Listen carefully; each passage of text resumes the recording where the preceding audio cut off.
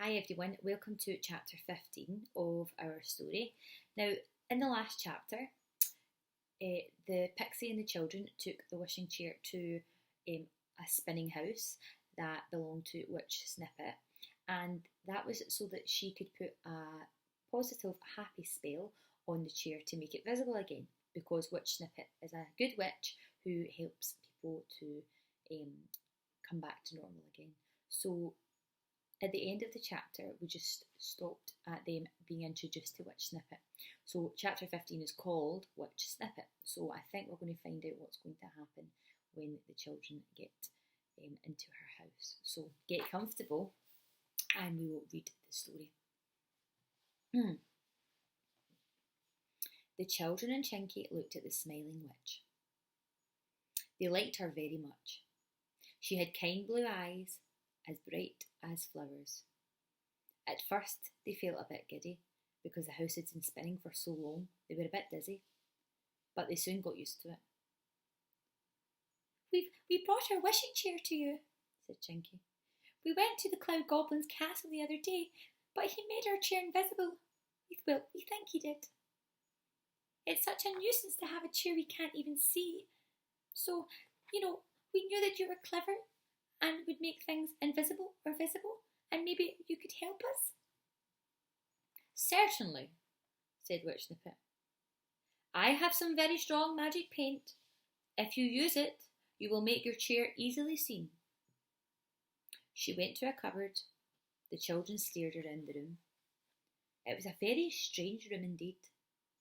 The clock on the mantelpiece had legs, and every time the clock ticked, it walked a little step on the mantelpiece.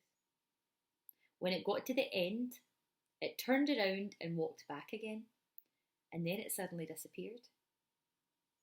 Oh, said Molly, surprised. Your clock's gone, Witch Snippet. Oh, don't take any notice of that, said the witch. It's just showing off. The clock said, "Err," and came back again. Up and down it walked along the mantelpiece as the time ticked by, and the children thought it was the strangest thing that they had ever seen. Other things in the cottage were peculiar too. There was a chair that had 4 legs and a back, but no seat. Molly wondered if it really had a seat but just couldn't be seen. She went to sit down in it and found that it had a seat, but it was invisible. There was a table too that had a top but invisible legs. On the dresser there were cups with no handles. They were invisible too. And the lids balanced in the air, but there were no dishes below them because they were invisible. Molly put her hand under and felt the dishes, but she couldn't see them. She turned round to Witch Snippet. You have got a funny home, she began, and then she stopped. Witch Snippet was all there, except her middle part of her body was gone. Oh dear, she looked so funny. Don't be worried, she said to Molly. I'm quite all right. My middle is there, it's just vanished for a few minutes. You can't meddle about with visible and invisible and magic without making some mistakes happen to you. As she spoke, her middle came back again. And, oh dear, her hands and feet disappeared. Molly began to laugh. Oh, I wonder what will disappear next. And just as she said that, all of the witch disappeared, and the children and the pixie couldn't see her anywhere. They knew that she was in the room because they could hear her laughing. Don't look so surprised, she said. You should never be astonished at anything that happens in a witch's house.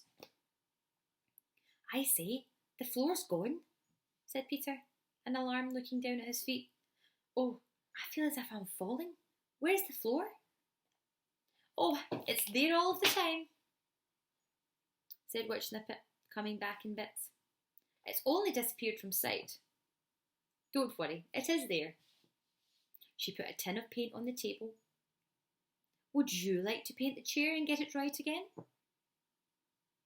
It's quite easy. There are 3 brushes for you. It's good paint.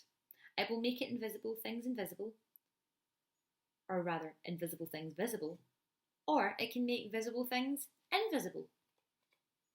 I'm rather busy, you see, So if you do your job yourself, I'll be very glad because I can do other things. We'd love to, said Chinky. He took off the lid of the paint and picked up a brush. It's going to be funny painting something you can't even see, he laughed. He felt for the legs of the chair and then dipped his brush into the paint, which was a very weird silvery colour. It seemed as thin as smoke.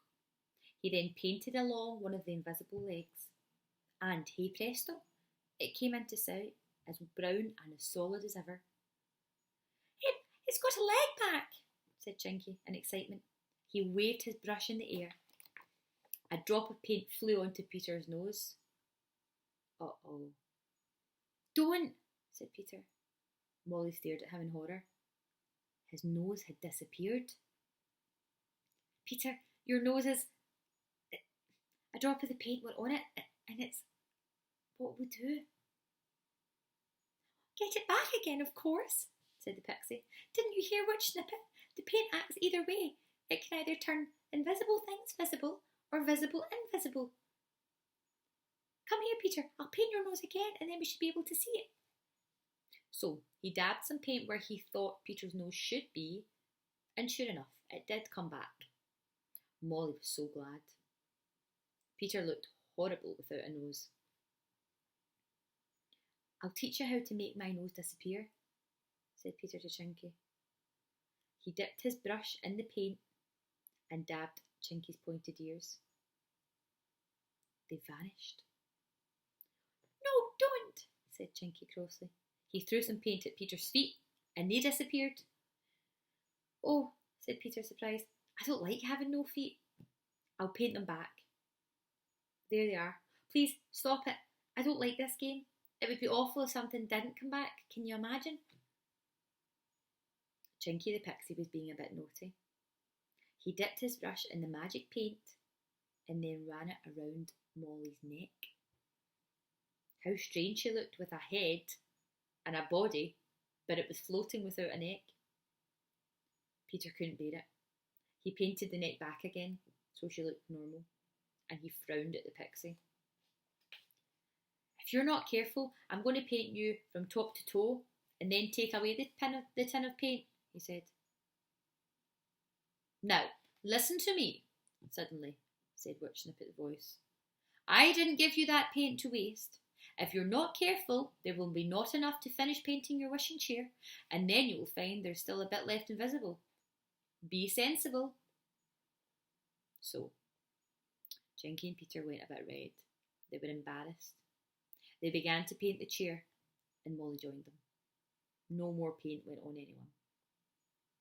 The clock on the mantelpiece was so interested in what they were doing that it walked right off the mantelpiece and fell. It can stay there, said the witch. It's much too nosy, always poking its nose in when it's not wanted. Said the clock. Molly was glad her clock at home didn't behave like that. It was a bit strange. In an hour's time, the wishing chair was itself again, and all the paint in the tin had finished. There it stood before them, their same old wishing chair, back as new. It had been very strange to see it gradually becoming visible to their eyes. There's a bit at the back there that can't be seen, said Molly, pointing to a bit that hadn't come back yet. But there was no paint to finish that bit, and the children didn't like to ask for any more. So that tiny piece of the chair just had to remain invisible. It looked like a little hole. Thank you so very much, said Chinky politely. We're finished now and we'd better go home.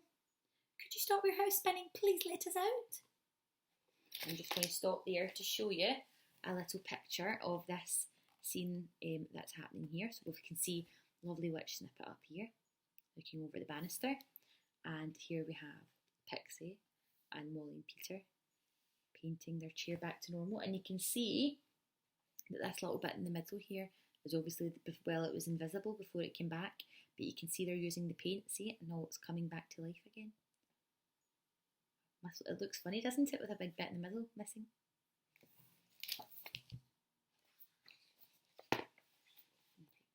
Very well, said Witch Snippet. She called out a magic word and the spinning house stopped. "Goodbye, everyone," she said. "Come and see me again another time. Hurry now, or the house will start spinning again." So the three squeezed into the wishing chair whilst the house stopped, and the witch opened the door. "Please, home, wishing chair," shouted Chinky, and the chair flew straight out of the door and up into the air. "Goodbye, goodbye," cried Molly and Peter, looking down at the house, which was already spinning really quickly again. "Oh, that was a really good adventure, wasn't it?" "I wish we'd got some of that magic paint with us," said Chinky. "We could have got up to lots of mischief and had lots of fun." "I'm glad we didn't take it," said Peter. "I don't know what mischief you would get up to, Pixie." And that is the end of our chapter 15. I hope you all enjoyed it, and I will see you for the next chapter.